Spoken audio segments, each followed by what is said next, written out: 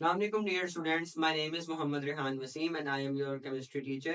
Class 9th chemistry chapter number 1 हमने wind up किया था। आज इस लेक्चर में हम इस चैप्टर की कुछ इंपॉर्टेंट एग्जांपल्स जो है वो डिस्कस करेंगे जो आपसे पेपर में पूछी जा सकती हैं। तो स्टार्ट करते हैं। सबसे पहले एग्जांपल है 1.1। इस एग्जांपल में वो हमें बताता है कि आपके पास जो मैथ्स नंबर है बेसिकली वो कितना है 238। a is equals to 238। अगर हम बात करते हैं अपने एटॉमिक नंबर की तो उसकी वैल्यू हमारे पास है 92। और वो आपको कहता है कि आप इन दो वैल्यूज की बेस पर कैलकुलेट करें number of protons and number of neutrons. तो students number of proton basically जो हमारा एटॉमिक नंबर होता है वही बेसिकली हमारा क्या है नंबर ऑफ प्रोटॉन्स को शो करता है। तो number of proton basically equals होंगे जी के और जी हमारे पास किसके इक्वल है 92 के। इसी तरह से अगर हम बात करें number of neutrons find out करने की तो स्टूडेंट्स आपने सिंपल जो मैथ्स नंबर है आपका उसमें से आपने टॉपिक नंबर को जो है वो सब्सट्रैक्ट कर देना है तो आपके पास क्या आ जाएगा नंबर ऑफ न्यूट्रॉन्स आ जाएंगे। तो a माइनस e यानी कि 238 माइनस 92 तो इसको आप कैलकुलेट करते हैं तो आपके पास आंसर आ जाएगा 146।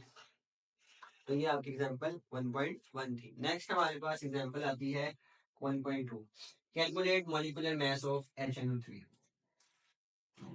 अब इसके अंदर आपके पास जो है बेसिकली आपने क्या करना है इसके अंदर जितने भी आपके पास इसमें मॉलिक्यूल्स हैं हाइड्रोजन नाइट्रोजन और ऑक्सीजन उन सब के एटॉमिक मैसेज को आपने एड अप कर देना।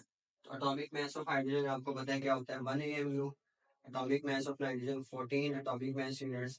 Atomic mass of oxygen is 16 AMU।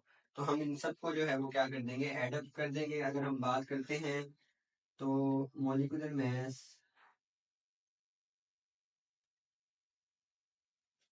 Is equals to 1 AMU plus nitrogen है नेक्स्ट 14। अगर आप यूनिट नहीं भी लिखते तो कोई प्रॉब्लम नहीं है। नेक्स्ट आपके पास है एटॉमिक मास ऑफ ऑक्सीजन जो कि क्या है 16। लेकिन अगर आप देखें तो HNO3 में आपके पास ऑक्सीजन के साथ जो है वो सब्स्टिट्यूट में 3 है। तो इट मीन्स आपने 16 को 3 के साथ मल्टीप्लाई करवा के देन ऐड अप करवाना है। तो 1 प्लस 14 प्लस 16 को अगर आप से मल्टीप्लाई करते हैं तो आपके पास आएगा 48। इन सबको ऐड अप करने के बाद 14 1 15 तो आपका आंसर आएगा 63 मॉलिक्यूल्स।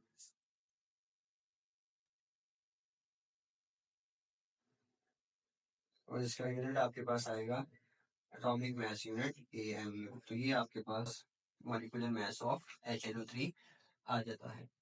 इसी तरह हमारी नेक्स्ट एग्जांपल है calculate formula mass of K2SO4। Example 1.3 में उसने आपसे पूछा है कि फॉर्मूला मास आपने बताना है K2SO4 का। तो यहाँ पे हम एक रिकॉल कर लेते हैं मॉलिक्यूलर मास बेसिकली एक मॉलिक्यूल के अंदर जितने एटम्स होते हैं उन सबके मैसेज को हम जब एड अप करते हैं मॉलिक्यूलर मास बनता है।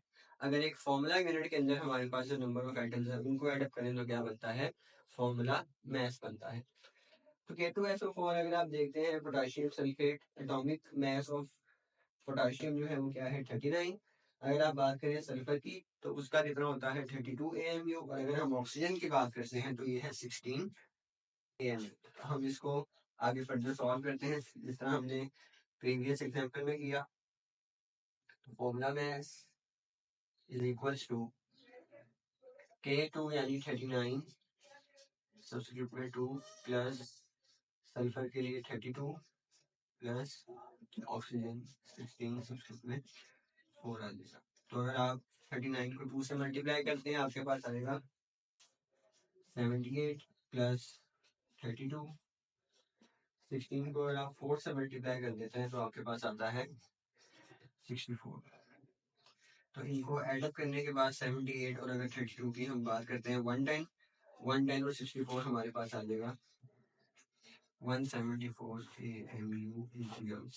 तो ये आपके पास फॉर्मूला मैथ आ गया किसका K2SO4 पोटेशियम सल्फेट।